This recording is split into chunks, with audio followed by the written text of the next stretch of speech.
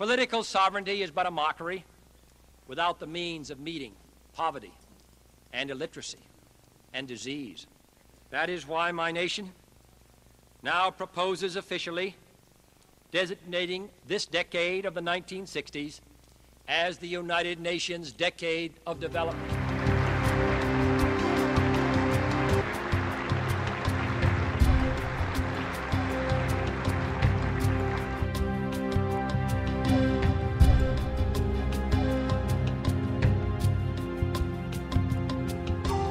After President Kennedy had decreed the 60s the decade of development and UNICEF turned 15, the survey on the needs of the child ushered in a revolutionary new era.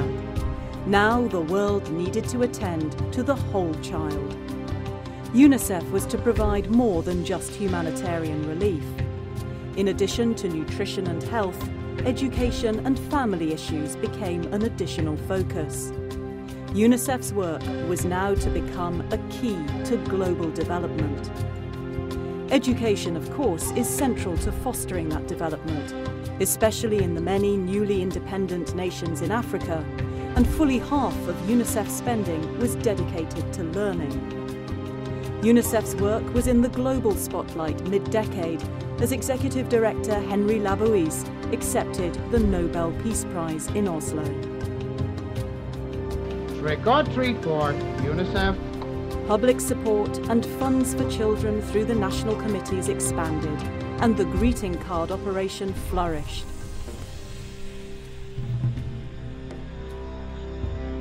In Nigeria, a brutal civil war made it clear that emergencies, whether man-made or acts of nature, are the rule, not the exception in children's lives.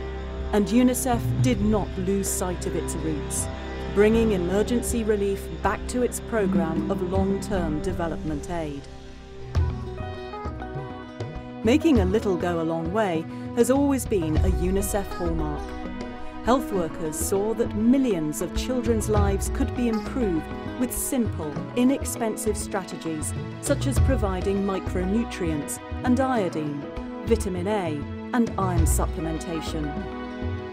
As village life was transformed by a new type of water pump, the Mark II, UNICEF reached out to the urban poor, training local women to provide cost-effective, community-based services and non-formal education to ensure basic literacy. 20 years after the Declaration on the Rights of the Child saw the International Year of the Child. Funding doubled. Many countries reassessed their policies towards children and women. There was a new focus on street children and the disabled. Commemorative stamps and coins were issued, and the era's greatest stars brought rock and roll to the General Assembly in the first benefit gala of its kind ever. But as the music fell silent, genocide erupted in Southeast Asia. UNICEF led the humanitarian effort in Kampuchea, marshalling scores of partners in the largest and most complex relief operation ever seen.